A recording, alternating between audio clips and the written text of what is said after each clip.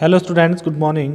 As in the last lecture, we discuss about some numerical problem of PERT and CPM, in which we discuss how to draw a network diagram and how to calculate the total estimated time, the critical path of a project. ठीक है? Now in this lecture, continue the PERT and CPM with another numerical problem in which a network diagram is given, जिसमें आपको एक network diagram दिया गया है. ठीक है. In this network diagram there are different activities. ठीक है.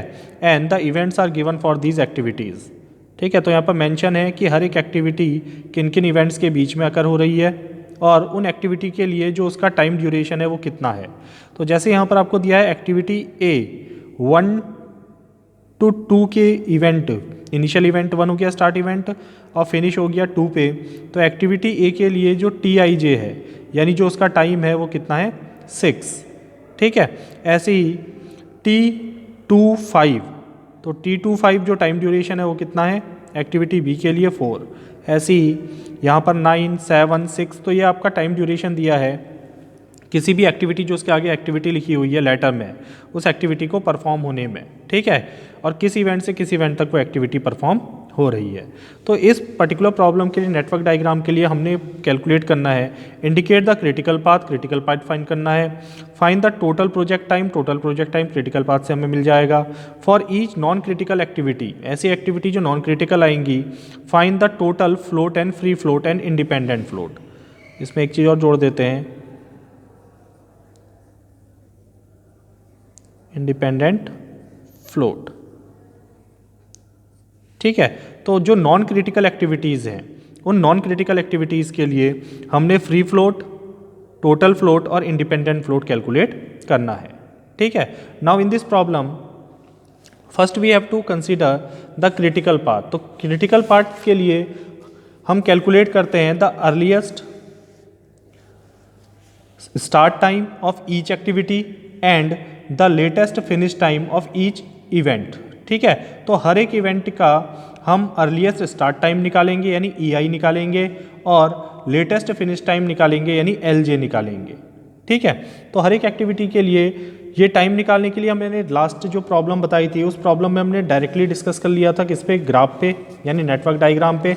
Now in this lecture how to calculate with the formula, हम फॉर्मूले से उसको कैसे कैलकुलेट करेंगे, हमने टेबल में वहाँ पर कैलकुलेट किया था. अब यहाँ पर फॉर्मूले से कैसे कैलकुलेट करेंगे वो हम इस पर डिस्कस करेंगे. तो हम इस डायग्राम को देख लेते हैं जो हमें डायग्राम दिया, network diagram. Now in this network diagram the forward pass and backward pass method are applied. इस डायग्राम में हम फॉरवर्ड पास और बैकवर्ड पास मेथड अप्लाई करेंगे. ठीक है. फॉरवर्ड पास अप्लाई करते हैं अर्लीस्ट स्टार्ट टाइम निकालने के लिए इवेंट का और बैकवर्ड पास यूज़ करते हैं लेटेस्ट फिनिश टाइम निकालने के लिए इवेंट का. ठीक है. तो बैकवर्ड पास लास्ट इवेंट से इनिशियल इवेंट तक होगा और फॉरवर्ड पास इनिशियल इवेंट से लास्ट इवेंट तक आपका चलेगा. ठीक है. अब टाइम निकालने के लिए जो फॉर्मूले हम यूज़ करते हैं वो हम यहाँ पर कंसीडर कर लेते हैं. तो first we have to derive to find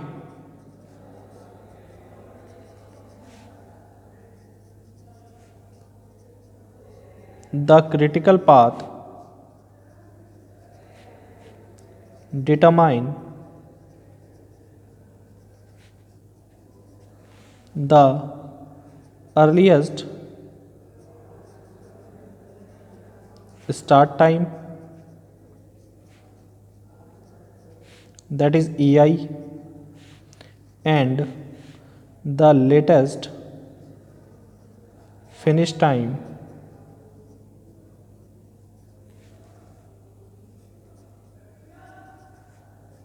LJ. ठीक है. फॉर ईच एक्टिविटी,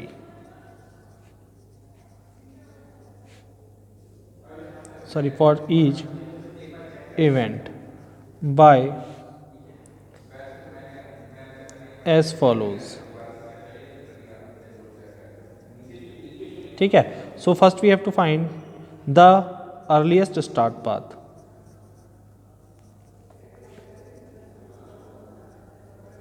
तो अर्लीस्ट स्टार्ट टाइम अगर हम निकालते हैं हर एक एक्टिविटी के लिए EI, तो इसको हम निकालने के लिए किसका यूज़ करते हैं, फॉरवर्ड पास का. तो apply the forward pass method. ठीक है। तो initially for first activity sorry first event क्या है आपका 1, फॉरवर्ड पास 1 से शुरू होगा। तो फर्स्ट एक्टिविटी के लिए जो हम सेट करते हैं, फर्स्ट इवेंट के लिए जो हम सेट करते हैं earliest start time, it is set to 0। So put E1 is equal to 0। तो इसको सेट कर देते हैं हम किस पे, 0 पे।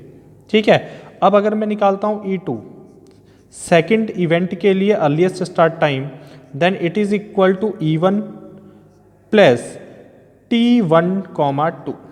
ठीक है, I, J। तो ये निकलेगा आपका इस फॉर्मूले से। तो E2 बराबर E1 हमको यहाँ पर मिल गया, अर्लीस्ट स्टार्ट टाइम ऑफ 1। ठीक है, and plus T12 is the time duration from activity 1 to 2। ठीक है, तो इवेंट 1 से इवेंट 2 के बीच में जो एक्टिविटी है उसका टाइम ड्यूरेशन कितना है वो हम यहाँ पर ऐड कर लेंगे। तो यहाँ पर अगर हम देखते हैं टेबल में, तो 1 to 2 ये है, 1 to 2 इसके बीच में एक्टिविटी क्या है, A, और T12 हमको कितना दिया है, 6। तो इसका जो अर्लीस्ट स्टार्ट टाइम हमने सेट किया है वो कितने पे किया है, 0 पे किया है। तो 0 + 6, तो 0 + 6 इज इक्वल टू 6। तो E2 बराबर कितना आ जाएगा आपका, 0 + 6 is equal to 6। Similarly E3 is equal to, अब देखेंगे E3 का जो प्रीसीडर है वो क्या है, 3 का प्रीसीडर क्या है, 1। तो यहाँ पर आ जाएगा E1 प्लस T1, 3, 1 से 3 में जा रहे हैं। तो एक्टिविटी कौन सी बन रही है वहाँ पर, G बन रही है। ठीक है, तो यहाँ पर हम अगर देखते हैं तो E1 सेट किया है 0 पे, प्लस T13। तो T1 से 3 के बीच में जो प्रोसेस टाइम है वो कितना है आपका, 2। किसके लिए, एक्टिविटी G के लिए। तो इवेंट 1 से 3 में G एक्टिविटी आ रही है जिसका प्रोसेस टाइम कितना है, 2। तो ये हो जाएगा T13 is equal to 2। So it becomes 2। Similarly अगर मैं फाइंड करता हूँ E5, then it is equal to, मैं बीच में से कुछ वैल्यूज़ फाइंड कर रहा हूँ, बाकी वैल्यू हम टेबल में लिखेंगे और कैलकुलेशन आप क्या करेंगे, खुद से करेंगे। ठीक है, तो E5 अगर मैं डिफाइन करता हूँ तो E5 मुझे निकालना है किसके लिए, 5 के लिए। ठीक है, अब E5 अगर मुझे 5 के लिए निकालना है तो हम देखेंगे 5 का प्रीसीडर क्या है, 2 है। तो 5 का प्रीसीडर अगर 2 है तो इसका earliest time plus the processing time from 2 to 5। तो इसका अर्लीस्ट टाइम निकालेंगे E2, then it is equal to E2 plus T2 to 5 is equal to, E2 हमने अभी निकाला ऊपर, E2 है 6 plus T2 to 5, T2 to 5 हमें दिया है कितना, 4। Then it is equal to 6 plus 4 is equal to 10। अब हमारे पास प्रॉब्लम कहाँ पर आती है, जब हमारे पास क्या होती है, किसी एक इवेंट में 2 या 2 से ज़्यादा इवेंट एक साथ मिलते हैं। ठीक है, तो वहाँ पर क्लैशिंग होती है। तो उसको हम कैसे फाइंड करते हैं, जब भी आप फॉरवर्ड पास मेथड अप्लाई करते हैं तो अर्लीस्ट स्टार्ट टाइम निकलता है। और अर्लीस्ट स्टार्ट टाइम में ऐसी कोई प्रॉब्लम आती है जब क्लैशिंग होती है, हमारे पास एक ब्लॉक है, उस ब्लॉक पे भरने के लिए हमारे पास कई ऑप्शंस अल्टरनेटिव्स हैं, तो वहाँ पर उनकी मैक्सिमम वैल्यू को हम फिल करते हैं। तो जैसे यहाँ पर एक केस में लेता हूँ E4, then E4 is equal to, अब अगर आप E4 निकालते हैं और 4 के लिए क्या निकालते हैं, अर्लीस्ट स्टार्ट टाइम निकालते हैं, तो 4 के 2 प्रीसीडर हैं, एक प्रीसीडर है 1 और दूसरा प्रीसीडर है 3। ठीक है, तो 1 और 3 में से किसकी वैल्यू को हम यहाँ पर फिल करेंगे, जिसमें जो अर्लीस्ट स्टार्ट टाइम आएगा वो मैक्सिमम आएगा। तो यहाँ पर maximum of E3 plus T34 E1 plus T14, इन दोनों में से जो मैक्सिमम वैल्यू आएगी वो हम कहाँ फिल करेंगे, इसके अर्लीस्ट स्टार्ट टाइम में। तो इसको हम इस तरह से लिख सकते हैं, E4 is equal to maximum of, ये होता है EI प्लस TI, 4, जो भी इसका प्रीसीडर है I, एक से ज़्यादा प्रीसीडर है तो हम मैक्सिमम निकालेंगे। Then it is equal to maximum of EI हो गया आपका, देखो आप 4 का प्रीसीडर कौन कौन है, तो 4 का पहला प्रीसीडर क्या है, 4 का पहला प्रीसीडर है 1, तो E1 प्लस T14, तो यह आ जाएगा E1 प्लस T14, दूसरा प्रीसीडर है 4 का दूसरा प्रीसीडर है 3, तो E3 प्लस T3, 4। ठीक है, इनमें से जो भी वैल्यू मैक्सिमम आएगी, that is maximum of E1। अब E1 हमने सेट किया था 0 पे, प्लस T14, तो यहाँ पर देखते हैं T14 कितना है, T1 to 4 कितना टाइम दिया हमको, 13, तो ये आ जाएगा 13 कॉमा E3 हमारा आया था 2 प्लस T34, तो T34 कितना दिया है ये देख लेते हैं। T3 to 4 है आपका 10, ठीक है। ये आपको प्रोसेसिंग टाइम दिया 3 से 4 के बीच में एक्टिविटी में कितना टाइम लग रहा है 10, तो ये आपको दिया है 10। Then it becomes maximum of 13,12, तो इन दोनों में मैक्सिमम वैल्यू क्या है 13, then E4 is equal to 13, ठीक है, एंड सो ऑन। और इसी तरह से बाकी कैलकुलेशन आपने क्या करनी है खुद से करनी है। तो हर एक इवेंट के लिए आप क्या निकालेंगे अर्लीस्ट स्टार्ट टाइम, जैसे मैंने इन इवेंट्स के लिए निकाला। इसके अलावा जो इवेंट बचे हैं सबके लिए अर्लीस्ट स्टार्ट टाइम निकलेगा। जहाँ पर सिंपली केवल एक प्रीसीडर है तो वहाँ पर उसके प्रीसीडर का earliest start time plus process time, उनके बीच में जो एक्टिविटी है उसका प्रोसेस टाइम। और जहाँ पर आपकी क्लैशिंग हो रही है यानी एक इवेंट के एक से ज़्यादा प्रीसीडर हैं, एक से ज़्यादा इवेंट क्या है प्रीसीडर है, तो वहाँ पर उनकी मैक्सिमम वैल्यू का प्रोसेसिंग टाइम इस तरह से हम कैलकुलेट करते हैं। तो इस तरह से हम किसका यूज़ करते हैं फॉरवर्ड पास मेथड का यूज़ करते हैं, ठीक है। आफ्टर फॉरवर्ड पास जब फॉरवर्ड पास कंप्लीट हो जाता है हर एक इवेंट के लिए, तो फिर हम यूज़ करते हैं उसमें बैकवर्ड पास, ठीक है। तो मैं इसके लिए पहले फॉरवर्ड पास अप्लाई कर लेता हूँ, उसके बाद हम बैकवर्ड पास बनाएंगे। तो मैंने लास्ट लेक्चर में जो क्वेश्चन सॉल्व किया था उसमें बताया था कि हम क्या करते हैं इसमें हर एक इवेंट पे ब्लॉक बना देते हैं इस तरह से,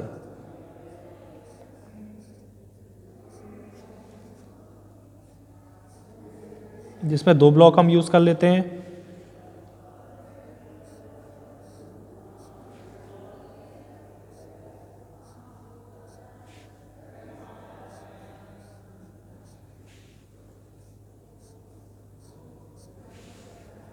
तो इस तरह से आपके ब्लॉक बन जाएंगे।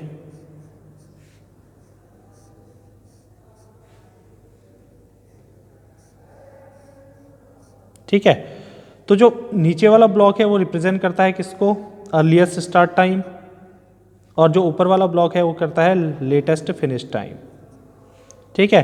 अर्लीस्ट स्टार्ट टाइम पहले इवेंट 1 के लिए अगर मैं कहूँ तो E1 L1, ऐसे ही 2 के लिए E2 L2, 3 के लिए E3 L3, देन 4 के लिए E4 L4, 5 के लिए E5 L5, E6 L6, then E7 L7, E8 L8, then E9 L9, then E10 L10, ठीक है। So this is the notation, ये नोटेशन है उनकी। अब अर्लीस्ट स्टार्ट टाइम निकालने के लिए इनिशियल जो इवेंट जो है उसका अर्लीस्ट स्टार्ट टाइम हो जाएगा 0, इसको 0 पे सेट कर दो। अब इसके बाद क्या करना है हमने, इससे जितनी ये किन किन का प्रीसीडर है, 2 का प्रीसीडर है, 3 का प्रीसीडर है, 4 का। तो 2 के लिए अगर मैं डिफाइन करूँगा तो 2 के लिए मैंने भी कैलकुलेशन किया है पीछे। अर्लीस्ट स्टार्ट टाइम इसका प्रीसीडर 2 के लिए अगर अर्लीस्ट निकालेंगे तो इसका प्रीसीडर 1 का अर्लीस्ट प्लस इसके बीच में जो एक्टिविटी है उसका प्रोसेसिंग टाइम, तो 0 + 6 is equal to 6। Similarly 0 + 2 is, क्योंकि एक ही प्रीसीडर है तो 0 + 2 इज इक्वल टू 2, ठीक है। नाउ इन दिस केस, अब इस केस में अगर हम आते हैं तो यहाँ पर 4 के 2 प्रीसीडर है, एक प्रीसीडर यह है, एक प्रीसीडर यह है, ठीक है। अब यहाँ पर इन दोनों की अगर मैं वैल्यू निकालूँ तो इन दोनों की वैल्यू क्या आएगी, अगर मैं यहाँ पर करता हूँ तो इसका प्रीसीडर का इवेंट है 0, स्टार्ट टाइम है 0, 0 + 13 इज इक्वल टू 13, कॉमा यहाँ पर इसका प्रीसीडर है 3, 3 का अर्लीस्ट स्टार्ट टाइम है 2, 2 + 10 इज इक्वल टू 12। तो मैक्सिमम ऑफ इन दोनों में क्या निकालेंगे मैक्सिमम, तो मैक्सिमम ऑफ 13 एंड 12 कैसे निकाला, 13 0 + 13 एंड इसका प्रीसीडर ये है तो इसका 0 प्लस इसका प्रीसीडर 4 का प्रीसीडर ये है और 4 का प्रीसीडर ये है, तो 4 का प्रीसीडर हमने 1 लिया तो 0 + 13 इज इक्वल टू 13, इसका प्रीसीडर 3 है तो 3 का हो गया 2 + 10 इज इक्वल टू 12। तो 13 और 12 में मैक्सिमम क्या है 13, तो यहाँ पर क्या आ जाएगा आपका 30। तो इस तरह से फॉरवर्ड पास मेथड अप्लाई करेंगे। फिर नेक्स्ट के लिए करते हैं, तो नेक्स्ट पे आ जाएगा आपका, यहाँ पर से देखें 6, तो 5 का प्रीसीडर एक ही है 2, ठीक है। तो ये हो जाएगा 6 + 4 इज इक्वल टू 10। यहाँ पर इसका भी एक ही प्रोसीडर है, इसके दो प्रोसीडर हैं, एक प्रोसीडर ये है, एक प्रोसीडर ये है। तो यहाँ जगह 6 + 9 is equal to 15 and 10 + 7 is equal to 17। तो मैक्सिमम क्या है दोनों में 17, तो यहाँ जाएगा 17। ठीक है, हियर 6 + 2 एक ही प्रोसीडर है, तो 6 + 2 is equal to 8। Single procedure 8 + 4 is equal to 12।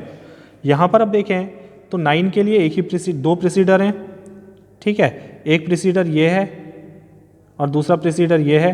तो यहाँ पर हमें दिया है 13 + 6 इज इक्वल टू 19 या 17 + 3 इज इक्वल टू 20। तो मैक्सिमम क्या है दोनों में 20, तो यहाँ पर आ जाएगा आपका 20। फिर इसके लिए दो प्रोसीडर हैं, एक प्रोसीडर ये है, एक प्रोसीडर ये है। तो 20 + 5 इज इक्वल टू 25 और यहाँ 12 + 10 इज इक्वल टू 22। तो दोनों में मैक्सिमम क्या है 25, तो यहाँ आ जाएगा 25। तो इस तरह से हम क्या निकालते हैं, लेटेस्ट स्टार्ट टाइम निकालते हैं फॉरवर्ड पास मेथड से। जब फॉरवर्ड पास मेथड अप्लाई हो जाती है तो उसके बाद फिर हम अप्लाई करते हैं बैकवर्ड पास। तो बैकवर्ड पास निकालने के लिए हम लास्ट इवेंट से शुरू करते हैं। तो for the last event set the latest finish time of the last event 10 is equal to the earliest start time of the last event. तो लास्ट इवेंट का अर्लीस्ट स्टार्ट टाइम 25 था, तो latest भी 25 हो जाएगा। अब इससे पीछे की ओर जाते हैं और हर एक इवेंट के लिए उसका लेटेस्ट फिनिश टाइम निकालते हैं सबट्रैक्ट करके। तो इसका हमारा लेटेस्ट फिनिश टाइम है 25 में से इसका देखो एक ही प्रीसीडर है, यानी इसका एक ही सक्सीडर है। जिसका एक सक्सीडर है उसके लिए इजी है, उसका जो लेटेस्ट फिनिश टाइम निकला है उसमें से उसके प्रोसेस टाइम को माइनस कर दो। तो जाएगा 25 - 5 इज इक्वल टू 5। यहाँ पर आ जाएगा 25 - 10 is equal to 15। Then 15 - 4 is equal to 11। अब यहाँ पर प्रॉब्लम आएगी क्योंकि यहाँ से पीछे जाएंगे तो यहाँ से 3 रास्ते जा रहे हैं, यानी इसके क्या है 3 सक्सीडर हैं। ठीक है, तो हमको पहले सबकी वैल्यू निकालनी पड़ेगी। अब यहाँ पर देखें इसका केवल एक सक्सीडर है, तो ये हो जाएगा आपका 5, सॉरी यहाँ पर आ जाएगा आपका 25 - 5 इज इक्वल टू 20। ये कितना आएगा, सॉरी 20 आएगा। ठीक है, 25 - 5 latest finish time minus the process. 25 - 3 is equal to कितना हो गया 17। ठीक है, अब यहाँ पर अगर हम आते हैं तो यहाँ से अगर हम देखें तो 17 - 7 इज इक्वल टू 10, तो ये बन जाएगा। लेकिन जब हम 2 पे आते हैं तो 2 का एक सक्सीडर ये है, एक सक्सीडर ये है, एक सक्सीडर ये है। तो यहाँ पर निकालने के लिए इन तीनों में से जो भी मिनिमम बैकवर्ड पास में मिनिमम वैल्यू, तो यहाँ पर से अगर मैं देखूँ तो ये निकलेगा आपका 11 - 2 is equal to 9। 11 - 2 is equal to 9, ये इसका सक्सीडर है। 10 - 4 इज इक्वल टू 6, ये इसका सक्सीडर है। एंड 17 - 9, ठीक है, तो ये आ जाएगा आपका 17 - 9 इज इक्वल टू 8। कितना आ जाएगा 8। ठीक है, अब इनमें हम क्या फाइंड करते हैं बैकवर्ड पास में मिनिमम वैल्यू। तो लेटेस्ट फिनिश टाइम के लिए हम मिनिमम वैल्यू कंसीडर करेंगे, फॉरवर्ड में मैक्सिमम। तो यहाँ पर मिनिमम वैल्यू कितनी आई आपकी 6, तो यहाँ पर क्या फिल हो जाएगा 6। ठीक है, अब ऊपर चलते हैं, यहाँ पर निकालें तो यहाँ पर है आपका एक ही, देखो सक्सीडर इसका एक ही है, तो जाकर 20 - 6 इज इक्वल टू 14। ठीक है, यहाँ पर आ जाएगा आपका 14 माइनस इसका, देखो इसके सक्सीडर अगर देखें तो इसका भी एक ही सक्सीडर है, तो 14 - 10 इज इक्वल टू 4। अब इसके लिए अगर हम देखते हैं तो इसके लिए 3 सक्सीडर हैं, एक सक्सीडर 4 है, एक 3 है और एक 2 है। तो तीनों का हम क्या निकालेंगे, टाइम निकालेंगे लेटेस्ट फिनिश टाइम, उसके बाद उनमें मिनिमम वैल्यू सेलेक्ट करेंगे। तो यहाँ जाएगा 6 - 6 इज इक्वल टू 0 आ सकता है, 4 - 2 इज इक्वल टू 2 आ सकता है, या 14 - 13 इज इक्वल टू 1 आ सकता है। तो तीनों में मिनिमम क्या है 6 - 6 इज इक्वल टू 0। तो ये फिर से सेट हो जाएगा किस पे 0 पे। तो ये हमेशा 0 0 आना चाहिए, हमेशा 25 20 यानी इक्वल वैल्यूज़ आनी चाहिए। अब इसमें अगर मैं क्रिटिकल पाथ फाइंड करता हूँ तो मैं पहले बैकवर्ड पास का फॉर्मूला लिखा, मैंने बैकवर्ड पास सॉल्व कर लिया, लेकिन फॉर्मूला क्या होता है। तो बैकवर्ड पास के लिए हम क्या करते हैं बेटा,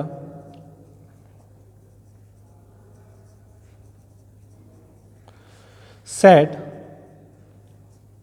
L10, जो लास्ट इवेंट है उसके लिए L10 की वैल्यू हम सेट कर देते हैं 25 पे। ठीक है। 25 पे सेट करने के बाद अगर मुझे अब L9 निकालना है, then L9 is equal to L10 minus L9 comma 10, T9 comma 10 जो प्रोसेस टाइम है। तो यहाँ L10 हमको दिया था, L10 है 25 माइनस T9 कॉमा 10, 9 कॉमा 10, तो 9 से 10 में जा रहे हैं तो कितनी है process 5, then it is equal to 20। Similarly अगर मैं निकालता हूँ L8, तो L8 निकालने के लिए हम देखेंगे कि इसका सक्सीडर क्या है, L10 minus T8 comma 10 is equal to 25 minus 8 comma 10 है आपका 10, then it is equal to 15। तो इसलिए यहाँ पर वैल्यू कितनी आ रही है, 15 आ रही है। अब प्रॉब्लम कहाँ पर आती है, जहाँ पर क्लैशिंग होती है। जैसे अगर मैं कहूँ 2 के लिए मैंने निकाला, तो मैंने निकाला 2 के लिए, तो L2 अगर मैं निकालता हूँ तो L2 के लिए 2 के सक्सीडर ये भी है, 2 का सक्सीडर ये भी है, 2 का सक्सीडर ये भी है, तो हम किस टाइम को लेंगे, मिनिमम को। तो यहाँ पर हम कंसिडर करते हैं minimum LJ minus T2 comma J, ठीक है। तो latest finish time of the J job, हमेशा जॉब लेंगे इनिशियल I कहाँ जा रही है, J पे, तो I कॉमा J हम लेते हैं। तो LJ हो जाएगी 2 के लिए, J ये भी है, J ये भी है, J ये भी है। तो अगर मैं लेता हूँ किसके लिए, 5 के लिए, तो ये हो जाएगा L5, यह आ जाएगा आपका minimum of L5 minus T2 comma 5। फिर अगला है 6, L6 माइनस T2 कॉमा 6। फिर अगला है आपका 7, L7 minus T2 comma 7, then it is equal to minimum of L5। तो L5 है आपका 10 माइनस 4, ठीक है। L5 कितना है, 10 माइनस प्रोसेसिंग टाइम कितना है, 4। L6 है 17 माइनस प्रोसेसिंग टाइम कितना है, 9, comma 17 minus 9 comma 11 minus 2, then it is equal to minimum of 6, 8, 9। So the minimum value is 6, तो the value of L2 is equal to 6। तो यहाँ पर L2 की वैल्यू कितनी आएगी, 6 आएगी। और इस तरह से हम बाकी के टाइम क्या कर सकते हैं, बैकवर्ड पास से कैलकुलेट कर सकते हैं। जब ये सभी टाइम कैलकुलेट हो जाते हैं तो फिर हम ये देखते हैं क्रिटिकल पाथ कंडीशन। तो क्रिटिकल पाथ कंडीशन है all the events in which the earliest start time is equal to the latest finish time. तो जहाँ पर EI is equal to LI आ जाएगा, वो हमारा क्रिटिकल पाथ बनाएगा। वो नोट क्या होगी, वो इवेंट क्रिटिकल इवेंट होगा, उनके बीच में जो एक्टिविटीज़ हैं वो क्रिटिकल एक्टिविटीज़ कहलाती हैं, और उनको ज्वाइन करके जो पाथ बनता है वो टोटल प्रोजेक्ट ड्यूरेशन या टाइम को रिप्रेजेंट करता है। क्रिटिकल पाथ को हम डार्क लाइन से रिप्रेजेंट कर सकते हैं। देखो 0, 0 क्रिटिकल है, 6, 6 क्रिटिकल है, फिर आगे बढ़ेंगे 10, 10 क्रिटिकल है, 17, 17 क्रिटिकल है, 20, 20 क्रिटिकल है, 25, 25 क्रिटिकल है। तो इसको एक डार्क लाइन से हम रिप्रेजेंट कर लेंगे। तो this path is called critical path,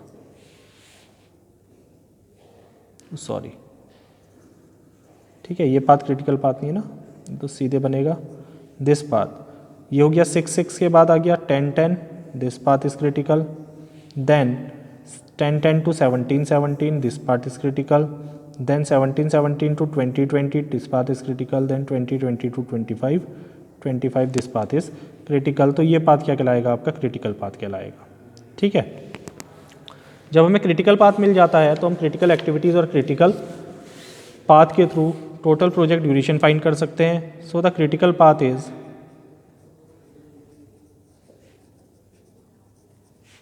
path condition. तो क्रिटिकल पाथ कंडीशन थी आपकी EI is equal to LI, ये क्रिटिकल पाथ कंडीशन है। So the critical path is,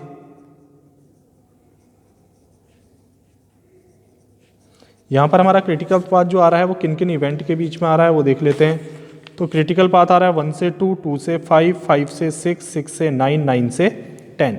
तो 1, 2, 5, 6, 9, 10 यह आ जाएगा 1, 2, dash 5, dash 6, dash 9, dash 10। This is critical path. Critical activities, अब इस क्रिटिकल पाथ में कौन कौन सी एक्टिविटी इन्वॉल्व है, ठीक है। तो जो हमारी एज बन रही है उस एज पे हमने क्या क्या एक्टिविटी रिप्रेजेंट की है, A, B, C, L M. तो these are the critical activities.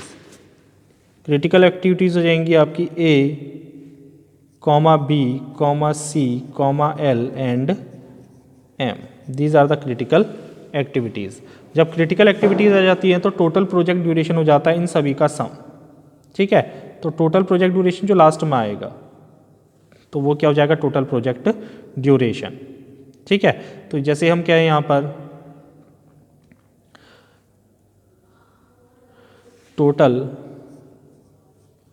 Project duration,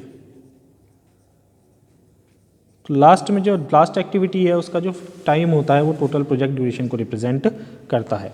तो यहाँ पर अगर टोटल प्रोजेक्ट ड्यूरेशन हम कहेंगे तो टोटल प्रोजेक्ट ड्यूरेशन हो जाएगी आपकी, देखो यहाँ पर टोटल प्रोजेक्ट ड्यूरेशन क्या है आपकी 6 + 4 10, 10 + 7 17 + 3 3 + 5। ठीक है, तो 6 + 4 + 7 + 3 + 5 इज इक्वल टू 6 + 4 + 7 + 3 + 5। तो ये हो गया 10 10 20 + 5 25 जो लास्ट में आपका मेंशन होगा टाइम।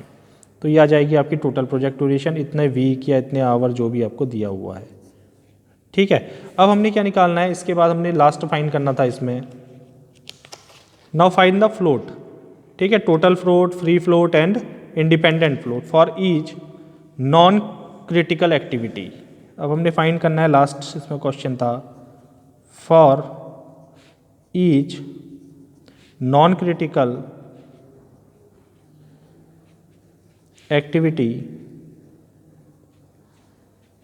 जो क्रिटिकल नहीं है उसके अलावा जो बची वो नॉन क्रिटिकल हो गई। तो for each non critical activity the total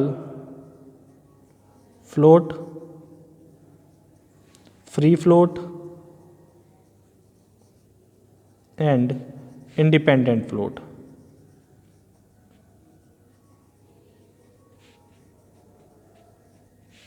is calculated as,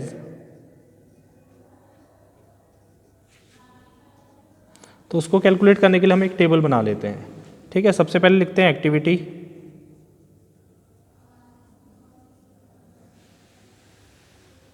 ठीक है, देन ड्यूरेशन,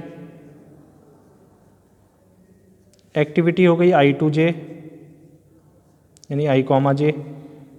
ठीक है, ड्यूरेशन हो गया आपका TIJ, I से J में कितना टाइम लग रहा है ये आपको दिया होगा। Then third is earliest time,